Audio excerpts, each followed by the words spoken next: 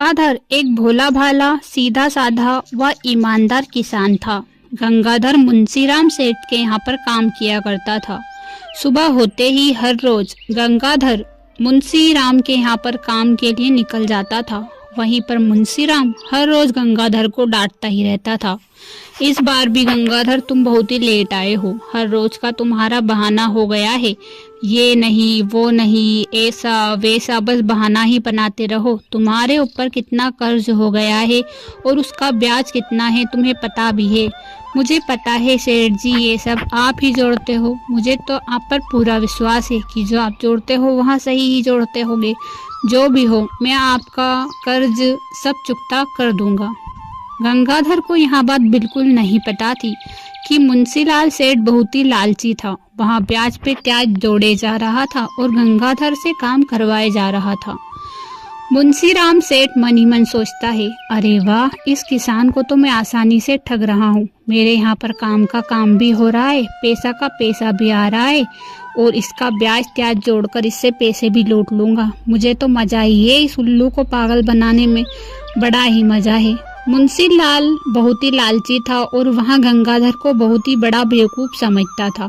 वह हमेशा गंगाधर को हर साल बेवकूफ़ ही बनाता था और कहता था, इस साल भी तुम्हारा ब्याज पे ब्याज लगाकर 3 लाख हो गए हैं और 3 लाख रुपए तो तुम्हारे 4 साल में चुकता होंगे।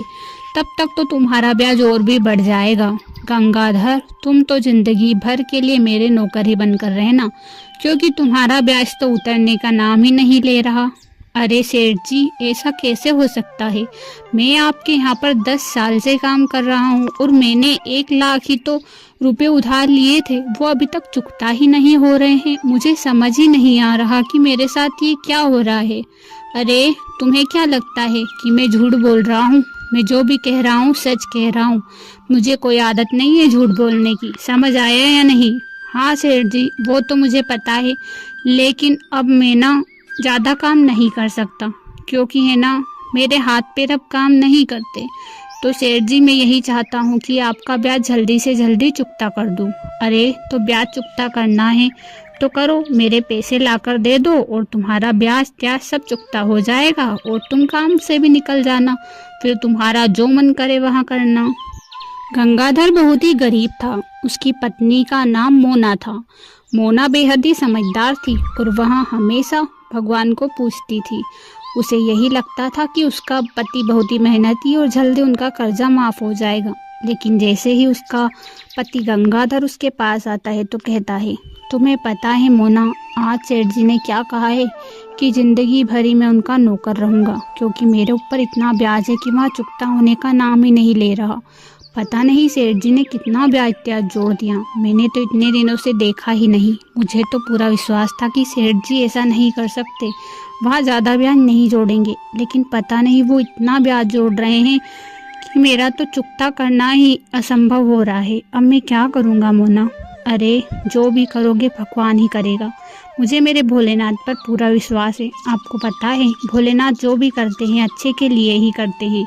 आपको पता है ना, भोलेनाथ हमेशा हमारे साथ अच्छा करते हैं, तो इस बार भी अच्छा ही करेंगे। क्या अच्छा करते हैं मोना? इस साल भी मेरा ब्याज चुकता नहीं हो रहा। मैं फिर से सेठ जी के यहाँ पर नौकरी बनकर रह जाऊंगा। मैं इस बार बिल्कुल भी नहीं चाहता कि इस बार मैं नौकर बनकर रहूं। मैं खुद के लिए ही कुछ करना चाहता हूँ, कुछ ज़मीन खरीदना चाहता हूँ, लेकिन सेठ जी का ब्याज चुकता हो तब तो। अरे आप चिंता क्यों करते हो? एक काम करो, गांव वालों से पैसे ले लो और सेठ जी को दे दो। अगर आप सेठ जी को पैसे दे दोगे तो उनका ब्याज त्याज खत्म हो जाएगा, वो ज़्यादा ब्याज भी नहीं लगा पाएंगे और गांव वाले तो साधारण ब्याज ही लगाते हैं। इसीलिए अब सेठ जी ना चक्रवर्ती ब्याज लगाने लगे हैं, ब्याज पर भी ब्याज लगा रहे हैं, इसीलिए आपका ब्याज बढ़ता ही जा रहा है। ये बात तो तुमने सही कही मोना। अब मैं तुरंत सेठ जी से यह बात कह देता हूँ। गंगाधर बेहद ही भोला था। वह सेठ जी से यह बात कहता है, सेठ जी, मैं आपका जल्दी ही पैसे चुकता कर दूंगा। मैं गांव वालों से उधार पैसे लेकर आपको दे दूंगा ताकि आपका ब्याज चुकता हो जाए और मैं नौकर का नौकर भी ना रहूं। लेकिन गंगाधर, तुम उन लोगों को कहाँ से दोगे? वे लोग भी तो ब्याज ही लगाएंगे ना तुम पे। इससे अच्छा है कि मेरे यहाँ पर ही काम कर लो। नहीं सेठ जी, अब मैं और काम नहीं कर सकता। मैं गाँव वालों से उधार पैसे लेकर ही आपको दूंगा। कल सुबह होते ही मैं गांव वालों से उधार पैसे मांगने जाऊंगा। यहाँ कहकर गंगाधर वहां से चला जाता है। लेकिन सेठ के मन में अभी भी लालच था। अरे, ये इंसान तो मेरे ऊपर भारी पड़ रहा है। गांव वालों से पैसे उधार लेगा और गांव वाले इसे पैसे दे देंगे तो मुझे तो नुकसान हो जाएगा। मुझे एक काम करना पड़ेगा, गांव वालों से साफ इनकार करना पड़ेगा। सेठ मुंशीलाल सारे गांव वालों से कहता है कि गंगाधर बहुत ही बेईमान है। उसने उसका काम छोड़ दिया और ब्याज का ब्याज भी खा गया और पैसे भी नहीं दिए, जिससे गांव वाले गंगाधर को पैसे नहीं देते। सुबह होते ही गंगाधर जैसे ही गांव वालों से पैसे लेने जाता है। तुम्हें पता है, मुझे कुछ पैसों की ज़रूरत है। अगर तुम उधार दे दोगे तो तुम्हारा बड़ा ही एहसान होगा। अरे गंगाधर, तुम तो सारे गांव में चर्चित हो।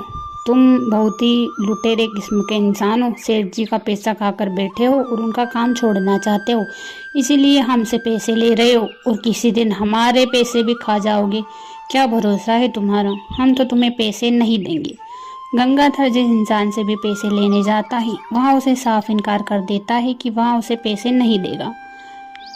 गंगाधर उदास मन से अपनी पत्नी के पास लौटता और कहता है, सारे गांव वालों ने मुझे पैसे देने से इनकार कर दिया। कहते हैं कि मैं लुटेरा हूँ और सेठ जी को लूट लिया। इसीलिए तुम्हें बताओ, मैंने इतने दिनों से सेठ जी के यहाँ पर काम किया, लेकिन सेठ जी ने सारे गांव में यहाँ ढिंढोरा पीट दिया कि मैं बहुत ही लुटेरा हूँ। मेरे 10 साल की मेहनत तो कोई काम नहीं आई। ये 10 साल अगर मैं दूसरे काम में लगाता तो शायद मैं ज़्यादा खुश रह पाता। आप सही कह रहे हो जी। अब तो चाहे जो भी हो जाए, आप सेठ जी के यहाँ पर काम नहीं करोगी। मुंशीलाल तो है ही बेईमान हमेशा से। लेकिन मैं अगर आपसे कहती तो आपको लगता, लेकिन मैं आपसे कहती भी किस मुंह से, क्योंकि हमारे पास तो उनके अलावा कोई काम ही नहीं था। इसीलिए, लेकिन अब चाहे जो भी हो जाए, मैं कुछ काम कर लूँगी, लेकिन आप मुंशीलाल सेठ के यहाँ पर काम नहीं करोगी। अब तो मोना ने भी ठान लिया था कि उसके पति को कर्ज मुक्त कराना है। दूसरे दिन सुबह होते ही मोना कहती है, आज मैं जंगल में लकड़ियाँ लेने के लिए जाऊंगी और जंगल से कुछ लकड़ियाँ ले लूँगी, जिससे ना लकड़ियाँ बाजार में बिक जाएगी और वही लकड़ियों से पैसे आएंगे और आप सेठ जी के पैसे दे देना।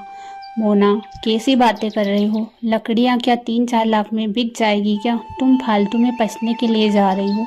मुझे नहीं लगता कि लकड़ियों से कुछ होगा।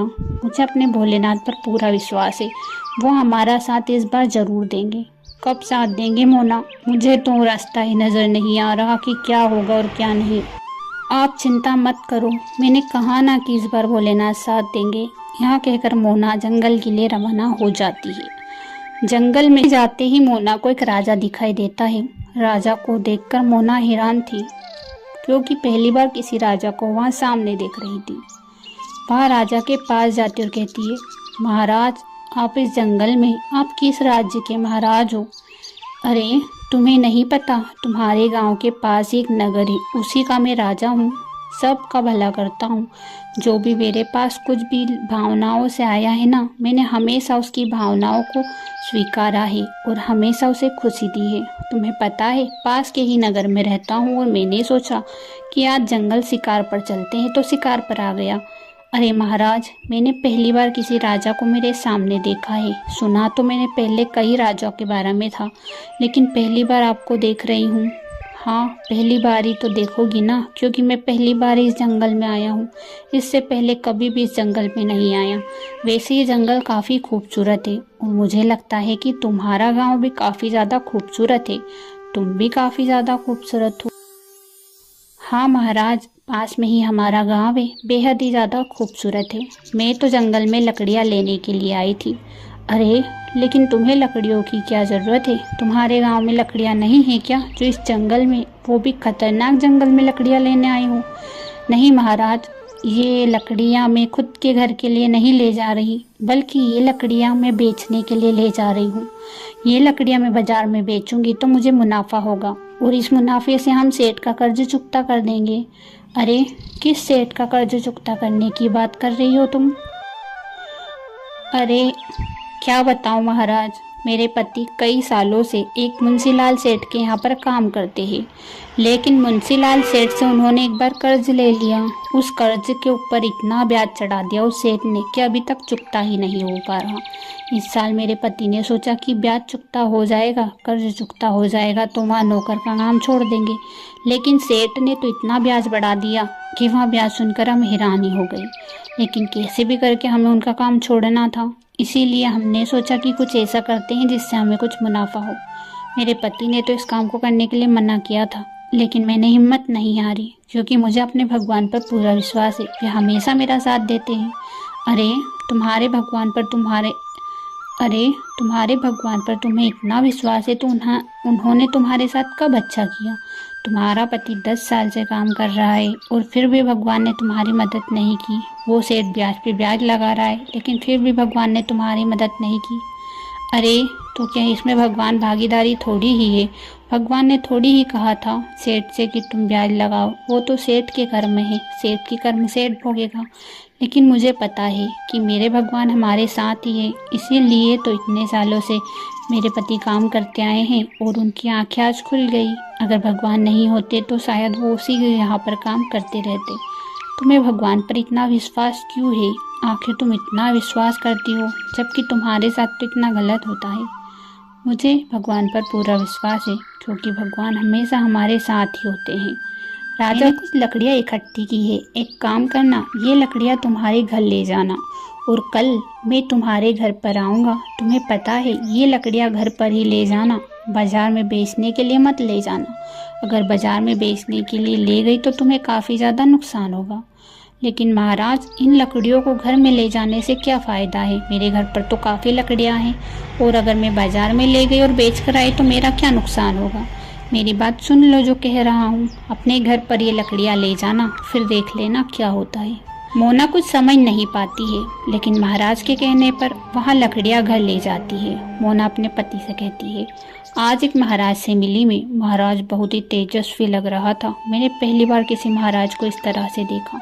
आपको पता है महाराज कितने विद्वान थे, और हाँ, उन्होंने मेरी सारी बातें भी सुनी। अरे अगर तुम्हें महाराज मिले थे तो तुम महाराज से कुछ कह ही सकती थी जिससे वहाँ हमारी मदद कर सके। अगर वहाँ कुछ हमारी मदद कर देते तो हम सेठ जी का कर्ज चुकता कर देते। अरे आज से ऐसा कुछ भी नहीं कहा कि वहाँ हमारी मदद करे, लेकिन मैंने हमारी कहानी उन्हें ज़रूर सुनाई। वो बहुत ही खुश हुए थे।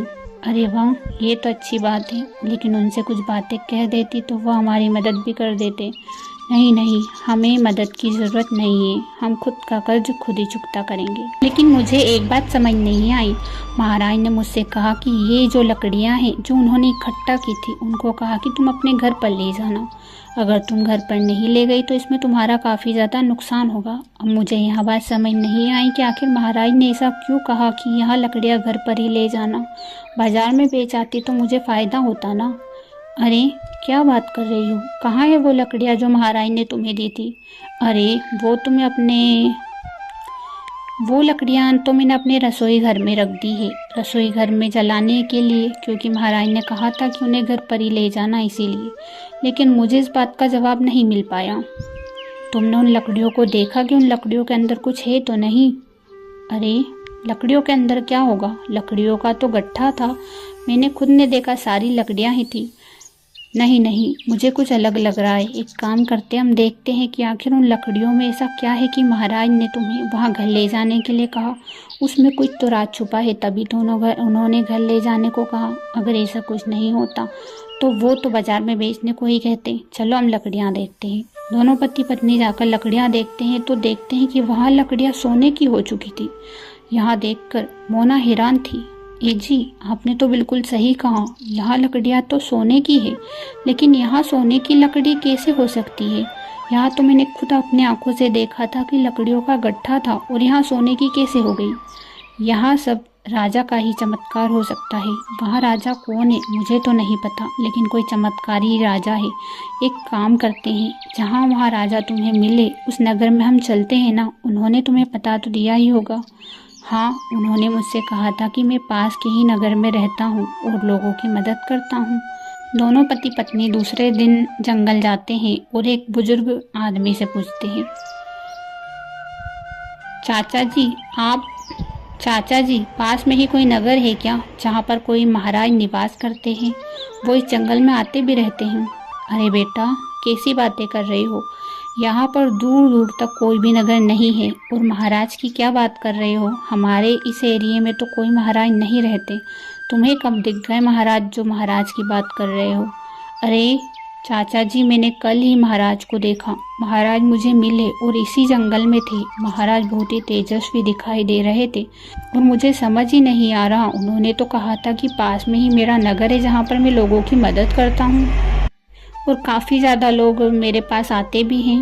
बेटा, नगर तो कोई नहीं है, लेकिन पास में ही एक बड़ा सा भोलेनाथ का मंदिर ज़रूर है। उस मंदिर में जाकर तुम देख सकते हो, शायद वहाँ तुम्हारे भोलेनाथ ही हो जो तुम्हारी मदद करने के लिए आए हो।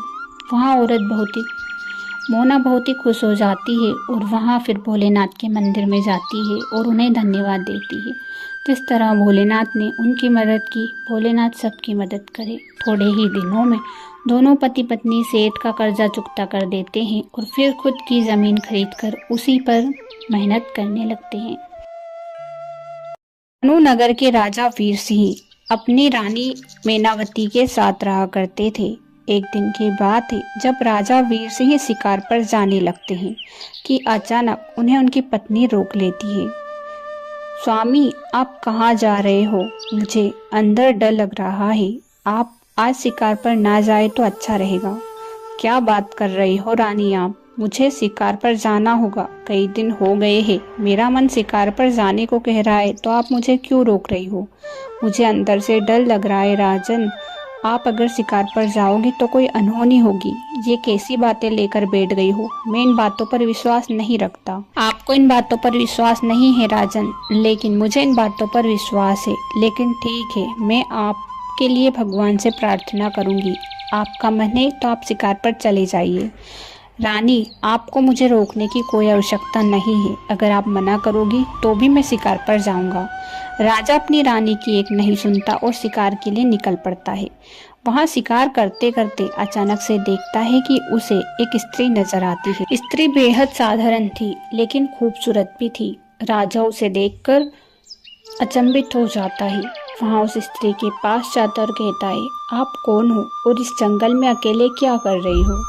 मैं एक साधारण स्त्री हूँ, पास के ही गांव में रहा करती थी, लेकिन गांव वालों ने मुझे गांव से निकाल दिया। तब से ही मैं इस जंगल में रह रही हूँ राजन। लेकिन आप इस जंगल में अकेले क्या कर रहे हो?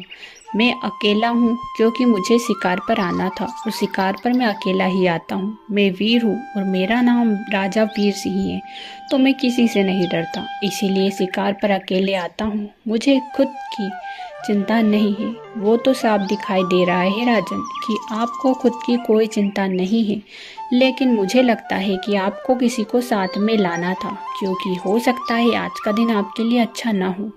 ये क्या बातें कर रही हो आप इस जंगल में नई आई होगी, लेकिन मैं कई दिनों से इसी जंगल में आता रहता हूँ और मुझे इस जंगल में शिकार करना बेहद ही ज़्यादा पसंद है। हाँ राजन, मैं नई इस जंगल में आई हूँ, लेकिन आपको आज इस जंगल में नहीं आना था।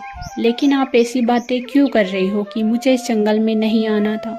आखिर इस जंगल में ऐसी कौन सी दिक्कत है कि मुझे इस जंगल में नहीं आना था?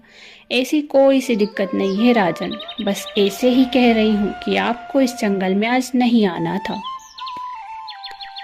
अरे, आप एक औरत हो, इसीलिए ऐसी बातें कर रही हूँ। मैं वीर सिंह हूँ, राजा वीर सिंह, किसी से नहीं डरता। वहाँ औरत उसे गुस्से भरी निगाहों से देखने लगती है कि राजा कहता है, आप मुझे ऐसे निगाहों से क्यों देख रही हो, जैसे कि मैं आपका बहुत ही बड़ा दुश्मन हूँ। ऐसी कोई बात नहीं है राजन कि आप मेरे दुश्मन हो। मेरी तो निगाहें ही ऐसी है। हर किसी को मैं ऐसी ही निगाहों से देखती हूँ, क्योंकि हर इंसान मुझे सिर्फ और सिर्फ दुश्मन ही नज़र आता है। लेकिन ऐसा क्यों है कि आपको हर एक इंसान दुश्मन नज़र आता है? शायद मेरी जो दुनिया है वो अलग दुनिया है, और वो दुनिया क्या है ये आप शायद ही जान पाओगे, इसीलिए आप ऐसी बातें कर रही हो। लेकिन आप मुझे बता सकती हो क्या कि आपकी दुनिया क्या है? मैं समझ नहीं पा रहा कि आप क्या बातें कर रही हो। मुझे लगता है कि आपको मेरे राजमहल चलना चाहिए, तब पता लगेगा कि डर क्या होता है, क्योंकि हमारे राजमहल में कोई नहीं डरता। वो तो मुझे पता है कि आपके महल में कोई नहीं डरता, लेकिन मेरे जाने के बाद हर कोई डरने लगेगा, यह बात आप जान लीजिए। लेकिन ऐसा आप में क्या है कि लोग आपके जाने के बाद डरने लगेंगे? वो मुझे नहीं पता, लेकिन मैं जो कह रही हूँ वो एक सत्य बात है, और वो सत्य बात झूठी नहीं है, इसीलिए कह रही हूँ।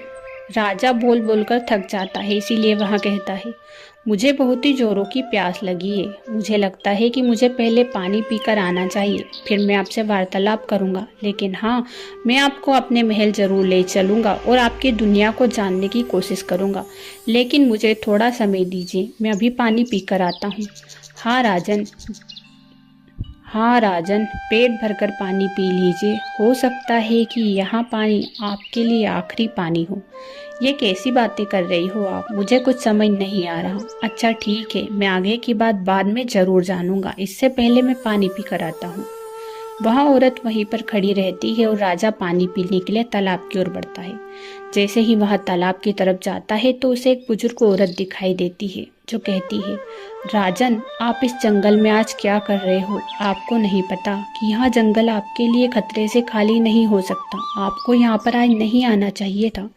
ये कैसी बातें कर रही हो? वहाँ स्त्री ऐसी बातें कर रही है और यहाँ पर आप ऐसी बातें कर रही हो।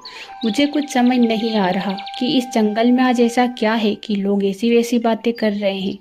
राजन, आप ये क्या कह रहे हो? कौन स्त्री है जो आपको जंगल में दिखाई दी?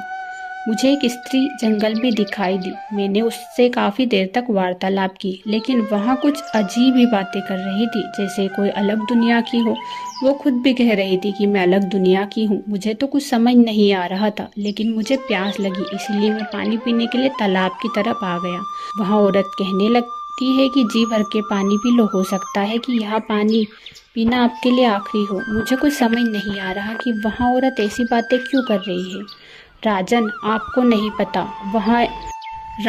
आपको नहीं पता, इस जंगल में हर अमावस्या को एक विषैली नागिन आती है और वहाँ किसी पुरुष का विष पीकर उसे मार डालती है। मुझे लगता है कि वहाँ विषैली नागिन आज आपको खत्म कर देना चाहती है, इसीलिए मैं कह रही हूँ कि आप इस जंगल से तुरंत भाग जाइए और उस नागिन के हाथ में मत आइए, वरना वहाँ नागिन आपको निगल जाएगी। यहाँ बात सुनकर राजा हैरान हो जाता है और मन ही मन डर भी जाता है। राजा को वहाँ सारी बातें सही लगती है, क्योंकि जिस तरह से वह औरत बातें कर रही थी, राजा को सब समझ आ जाता है कि वह औरत कौन है। राजा तुरंत ही जंगल छोड़कर महल चला जाता है और अपनी रानी को सारी कहानी सुना देता है। मैंने कहा था ना स्वामी कि आज मुझे अंदर ही डर लग रहा है। शायद मेरे प्रभु का ही इशारा था, लेकिन मेरे प्रभु की वजह से ही आज आपकी जान बच गई। यहाँ मुझे बड़ी ही खुशी हुई। आपको नहीं पता राजन कि इस दुनिया में ऐसा भी होता है। मुझे पहले से ही भय लग रहा था कि आज कुछ अनहोनी होने वाली है, लेकिन मेरे भगवान की कृपा से वह अनहोनी टल गई। इस बात की मुझे बहुत ही ज़्यादा खुशी है। हाँ रानी मैनावती, आपने बिल्कुल सही कहा। मैं पहले विश्वास नहीं करता था कि शायद ही इस दुनिया में ऐसी कोई चीज़ होती है, लेकिन आपकी वो बातें मुझे अभी भी याद है। और हाँ, मुझे उस विषैली नागिन से किसी स्त्री ने बचाया, लेकिन मैं नहीं जानता कि वह स्त्री कौन थी। शायद वह स्त्री भगवान के ही रूप में मुझे बचाने के लिए आई होगी।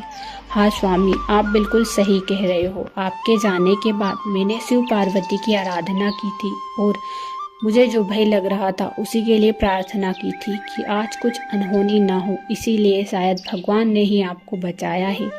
मुझे आज बड़ी ही खुशी हो रही है, क्योंकि मेरा मन जिस तरह से भयभीत हो रहा था, मुझे लग रहा था कि कोई संकट आने वाला है, वहाँ संकट टल गया।